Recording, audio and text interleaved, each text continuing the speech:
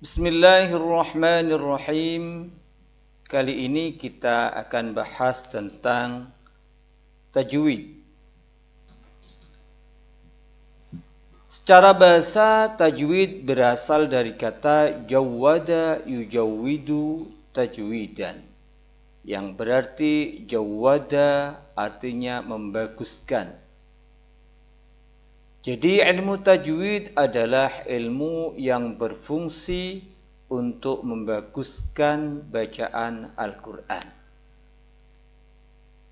Setiap kita yang membaca Al-Quran itu hukumnya wajib untuk menggunakan tajwid. Karena man lam yujawwidil Qur'ana athimu.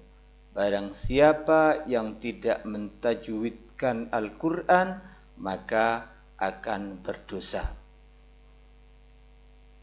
Sebagaimana kita ketahui, setiap huruf itu punya makhraj dan sifat sendiri-sendiri.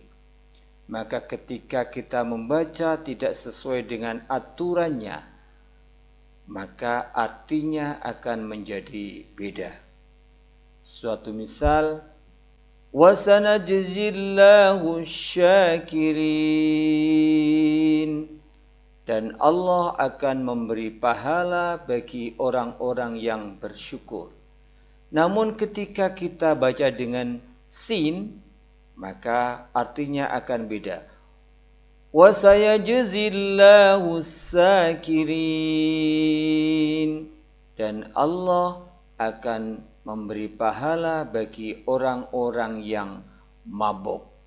Itu tidak masuk akal. Karena itu beda cara mengucapkan, maka akan beda artinya. Itu pentingnya menggunakan tajwid. Sebagaimana seperti Alhamdulillahi Rabbil Alamin. Segala puji bagi Allah, Tuhan semesta alam. Namun ketika kita baca Alhamdulillahi Rabbil Alamin, segala puji bagi Allah, Tuhan beberapa penyakit. Alamun itu artinya penyakit. Sedangkan kalau alamin itu adalah semesta. Maka beda cara mengucapkan, maka juga beda arti. Bagaimana hukumnya mempelajari ilmu tajwid? Maka untuk mempelajari ilmu tajwid, hukumnya adalah fardu kifayah.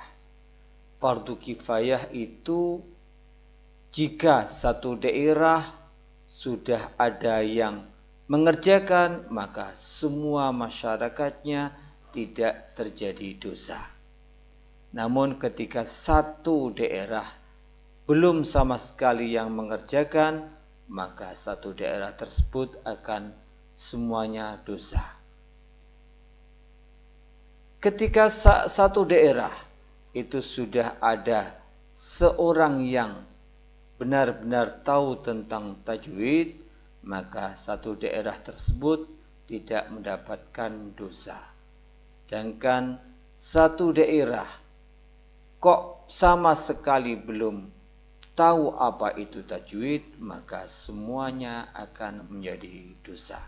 Maka bagi kita akan lebih baik ketika kita ngerti tentang ilmu tajwid.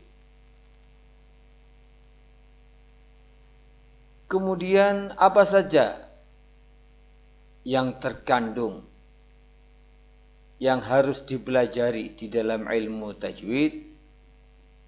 Pertama yang kita harus ketahui adalah tentang makharijul huruf, tempat keluarnya huruf, karena beda tempat akan beda arti.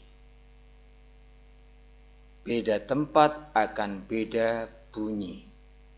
Oleh karena itu, wajib kita ketahui tentang makharijul huruf, tempat keluarnya huruf. Yang kedua adalah sifatul huruf, karakter daripada huruf. Tiap huruf mempunyai macam-macam karakter. Ada yang harus disertai dengan nafas keluar, ada yang tidak, ada yang harus nafasnya tertahan. Ada kalanya harus disertai dengan mengangkat pangkal lidah ke langit-langit, dan ada kalanya yang tidak perlu mengangkat lidah ke langit-langit. Ada kalanya harus dengan mengetupkan lidah ke langit-langit. Ada kalanya lidahnya terbuka biasa. Itu adalah karakter tiap-tiap huruf. Maka itu pun harus kita ketahui, karena beda karakter akan beda arti. Arti dari kalimat tersebut itu ditentukan termasuk dari karakter tiap-tiap huruf. Yang ketiga yang dipelajari di dalam ilmu tajwid adalah tentang ahkamul huruf, hukum beberapa huruf. Setiap huruf mempunyai hukum-hukum tersendiri. Terkadang huruf itu ada yang harus dibaca dengan jelas. Terkadang harus ada yang dimasukkan ke huruf yang berikutnya. Terkadang ada yang harus diganti huruf tersebut. Ada kalanya harus dibaca dengung dan lain sebagainya. Maka itu termasuk ahkamul huruf.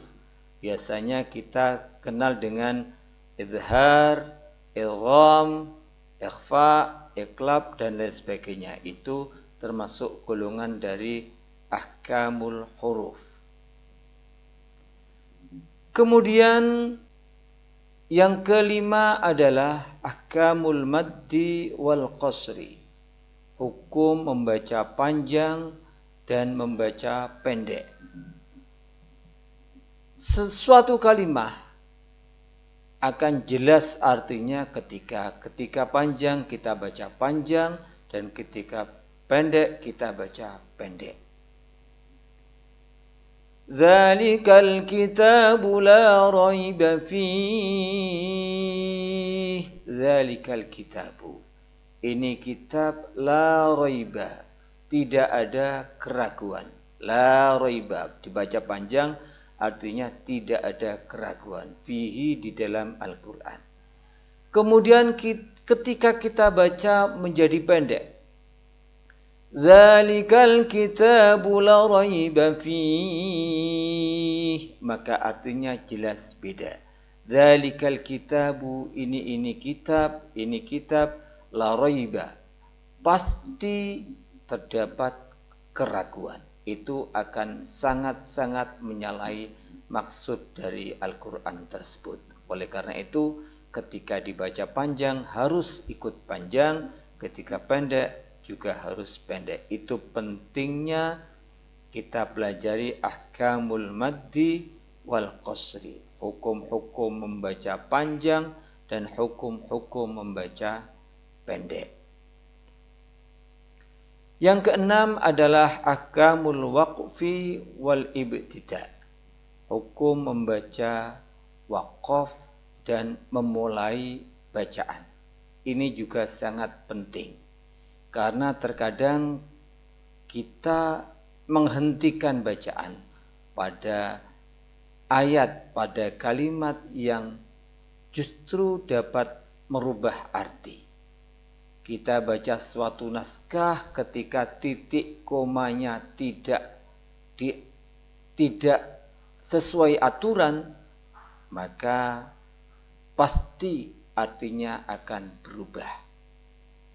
Oleh karena itu, setiap kita baca teks apapun, itu masalah titik, koma, itu harus diperhatikan. Karena itu akan bisa merubah arti.